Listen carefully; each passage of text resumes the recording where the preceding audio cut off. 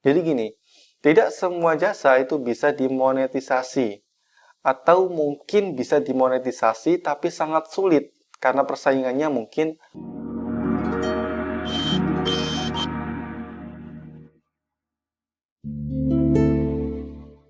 Halo, Assalamualaikum warahmatullahi wabarakatuh. Dengan saya Waish Alki. Selamat datang di Waish Alki Channel. Jika kalian baru pertama kali masuk channel ini, jangan lupa klik tombol subscribe dan aktifkan loncengnya. Karena di sini kalian akan banyak belajar tentang dunia bisnis, self-development, dan juga digital marketing. So, klik tombol subscribe sekarang, karena subscribe itu gratis. Oke, di video kali ini kita akan membahas tentang salah satu model bisnis. Yang menurut saya, jika kalian melakukan bisnis ini, kalian akan cepat kaya. Kenapa? Karena harganya itu ambigu, jadi harganya itu nggak jelas. Meskipun bisnisnya itu sama, produknya sama, yang harganya murah belum tentu lebih laris daripada yang harganya mahal. Paham ya sini ya? Nah, bisnis apa itu? Bisnis jasa. Contoh nih, kita sama-sama melihat ada orang yang buka jasa desain. Toko A buka jasa desain harga 200.000 per desain. Toko B buka jasa desain harganya 1 juta per desain. Nah, apakah yang 200.000 mesti lebih laris? No, nggak mesti. Malah kemungkinan yang laris yang 1 juta. Kenapa? Orang melihat harga itu melihat kualitas dari resultnya atau hasilnya. Jadi, hasil dari yang 200.000 per desain ini kualitasnya tidak lebih baik daripada yang harga 1 juta. Paham ya? Jadi sama bisnisnya, tapi harganya beda. Karena resultnya berbeda. Beda cerita, misal kita jualan produk kosmetik merek A. Nah, sama-sama merek A nih. Sama-sama merek A, mana yang lebih laris? Ya kita lihat harganya ya. Kalau harganya yang satu lebih murah daripada satunya, kemungkinan besar yang laris yang lebih murah. Kenapa? Karena produknya sama. Berbeda dengan jasa. Meskipun produknya sama, jenis jasanya sama, harganya meskipun berbeda jauh, itu orang itu nggak mesti memilih yang lebih murah karena yang dilihat adalah kualitasnya. Bahkan tidak hanya kualitas, tapi bisa juga dilihat dari perangkat yang digunakan untuk mengerjakan jasa itu. Jadi saya punya temen nih, itu dia buka jasa desain. Nah, ketika dia buka jasa desain dengan menggunakan laptop biasa, itu harganya itu lebih murah. Tapi ketika dia upgrade ke laptop merek MacBook ya, ke MacBook, dia buka jasa desain dengan harga yang lebih mahal, itu tambah laris. Nah, lucu ya, desainnya sama, software yang digunakan sama, tapi beda perangkat aja ini loh. Bisa mempengaruhi trust seseorang untuk menggunakan jasa dia. So, di sini kita akan membahas tentang 5 tips bagaimana memulai bisnis jasa. Tips yang pertama adalah tentukan keahlian. Nah, karena kita bicara tentang jasa nih, maka secara otomatis kita akan melihat keahlian apa yang kita miliki. Kalau kita nggak memiliki keahlian, ya otomatis ya jasa apa yang dibuka? Nggak ada. Maka dari itu, pertama, siapkan satu kertas. Siapkan satu kertas dan satu bolpen. Tulis keahlian kalian apa aja. Keahlian apapun. Misal kalian punya keahlian berenang nih. Berenang, kemudian pandai nyetir mobil, menulis cepat, ngetik cepat, keahlian mengajar pelajaran untuk SD, keahlian membuat website, desain, atau yang lainnya. Dibuat listnya. Jadi satu lembar kertas ini adalah berisi list dari keahlian yang kalian miliki. Entah keahlian itu masuk akal untuk dibuka jasa atau enggak, that's no problem. Yang pertama, buat listnya dulu. Tips yang kedua adalah filtering kelayakan monetisasi. Maksudnya seperti apa? Jadi gini, tidak semua jasa itu bisa dimonetisasi. Atau mungkin bisa dimonetisasi tapi sangat sulit karena persaingannya mungkin besar sekali atau susah. Sebagai contoh, saya memiliki skill untuk mengajar bahasa Inggris, misal ya, guru bahasa Inggris. Nah, kebetulan di tempat kalian ini sudah banyak sekali kursus bahasa Inggris. Nah, ini kan layak dimonetisasi atau layak dibuka jasa les bahasa Inggris misal, tapi di wilayah kalian ini tidak memungkinkan kalian untuk membukanya karena terlalu banyak persaingan. Nah, ini artinya tidak layak. Nah, yang sebelumnya layak monetisasi, karena melihat lingkungan yang itu tidak memungkinkan, artinya jasa ini nggak layak. Oke, kita lihat nih, listnya yang sebelumnya kan kita sudah buat nih, list keahlian kita apa aja. Oke, jasa desain.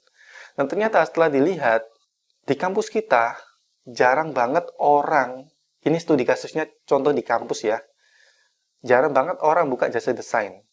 Nah, kita melihat nih peluang ini. Di kampus kan biasanya ada mading ya, di mading ini biasanya nempel-nempel kayak info-info. Nah, kalian bayangkan, kalau misal saya buka brosur atau nempelin brosur jasa desain, kira-kira ada gak yang beli atau ada gak yang jadi klien saya? Nah, itu dipertimbangkan. Ternyata setelah dipikir-pikir, kayaknya ada sini. Soalnya di sini nggak ada nih yang buka jasa desain. Nah, itu berarti potensial. Artinya, jasa desain atau keahlian desain yang Anda list sebelumnya ini, itu memiliki kelayakan untuk dimonetisasi karena melihat lingkungan kalian. Atau mungkin kalian ingin membuka jasa secara online, itu juga bisa. Jadi mungkin kalian di listnya ada pintar membuat website ya. Nah, kalian melihat nih, oke, pasar pembuatan website ini besar nggak di internet ini? Ternyata, oh ada nih pasarnya. Oke, saya buka jasa pembuatan website. Paham ya sini ya? Jadi setelah tips pertama, kalian membuat list keahlian kalian. Tips yang kedua, mana keahlian yang layak dimonetisasi. Kelayakan ini bisa terpengaruh oleh banyaknya kompetitor di sebuah lingkungan, atau melihat potensi pasar yang begitu besar di internet misalnya. Tips yang ketiga adalah siapkan offer. Jadi kalau kalian mau jualan sesuatu atau ingin menawarkan jasa apapun, siapkan offernya. Offer itu kalimat penawaran yang dibaca oleh si calon klien. Misal kalian ingin buka jasa pembuatan desain ya, desain banner. Gimana nih kita mendesain, misal kita ingin pasang poster. Poster ini kita buat kalimat penawarnya seperti apa yang menarik konsumen. Nah, itu kita buat.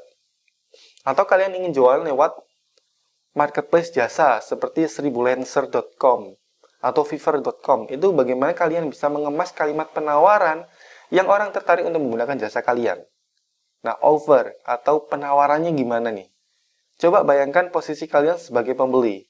Kalian nulis nih, offernya seperti ini. Lalu sudut pandang kalian diubah menjadi sudut pandang sebagai calon pembeli. Ketika melihat offer kalian ini, apakah kalian tertarik? Kalau nggak tertarik, berarti offer kalian kurang bagus. Tapi kalau kalian merasa, oh offer ini bagus nih, berarti itu offer yang bagus. Paham ya sini ya? Jadi, buatlah offer yang menarik supaya jasa kalian bisa laku di pasaran. Tips yang keempat, setelah kalian membuat offer, yang keempat, kalian harus mempromosikannya. Jadi percuma kalian bikin offer yang sangat menarik. Misal offer itu dalam bentuk brosur ya, atau dalam bentuk penawaran di sosial media, penawaran di grup sosial media, grup WhatsApp atau apapun. Nah, itu harus dipromosikan. Kalau punya sosial media, gunakan sosial media itu. Kalau misal pakai brosur, sebarkan brosur itu. Jadi intinya promosi. Mungkin di awal kalian melakukan promosi itu akan sepi pembeli, tapi yakinlah jika kalian konsisten untuk melakukan promosi akan tiba saat di mana jasa kalian akan laris. Karena kalau kalian nggak promosi, nggak mungkin ada yang menggunakan jasa kalian, nggak mungkin dapat klien. Kenapa? Karena sekali lagi, siapa yang tahu produk kalian kalau nggak dipromosiin? Paham ya? Dan tips yang kelima adalah konsisten. Lakukan step 1 sampai 4 secara konsisten, terutama pada bagian promosi. Karena memang di awal ketika kita membangun sebuah bisnis jasa, itu nggak bisa langsung booming. Mungkin di awal kalian membuka bisnis jasa harganya relatif lebih murah dibandingkan kompetitor. Contoh buka jasa website. Oke, saya buka jasa website nih. Yang lain kompetitornya harganya 100 juta. Nah, saya di awal-awal, oke, buka jasanya harganya 700.000. Karena di awal, kenapa? Untuk menarik konsumen dan menjadikannya sebagai portfolio. Nah, seperti ini ya. Jadi ketika kita di awal-awal membangun bisnis jasa, itu fokuslah pada membangun portofolio. Portofolio itu hasil kinerja kita sebelumnya. Nah, portofolio ini nanti bisa kita pasang di offer kita. Nah, supaya portofolio kalian bisa banyak, maka perlu konsisten. Konsisten dalam hal promosi, konsisten dalam hal menjual jasa kalian ke orang lain, konsisten. Intinya konsisten. So, sekali lagi saya tekankan bahwa ketika kita memulai bisnis jasa, kita bisa mendapatkan profit yang sangat besar. Tapi tentu kita melihat dulu nih, jasa yang kita buka apa, kemudian bagaimana kita mengemas sebuah offer, bagaimana kita mempromosikannya, sehingga jasa kalian bisa laku di pasaran. Oke, sekian video kali ini, semoga bermanfaat. Jangan lupa klik tombol subscribe supaya selalu semangat dalam membangun konten yang insya Allah bermanfaat untuk kalian semua. Dan klik tombol share supaya video ini bisa bermanfaat. Mungkin teman kalian ingin belajar tentang bisnis jasa. Dari saya Wasyalki, see you to the next video. Bye.